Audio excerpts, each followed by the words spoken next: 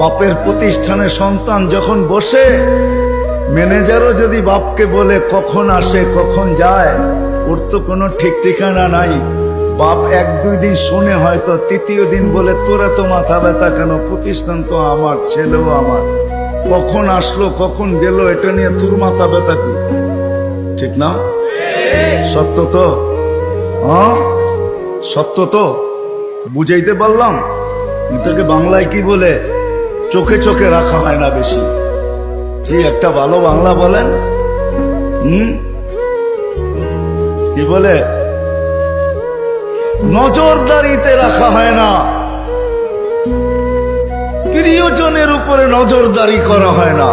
কখন আসলো কখন গেল, ক্যাশ থেকে কি নিল কি রাখলো, বাবা বলে নিল তো আমার ছেলেই নিচ্ছে, অন্য কেউ তো নেয় নাই। আল্লাহ ভালোবাসে, আমাদের উপরে নজরদারি রাখতে চান না।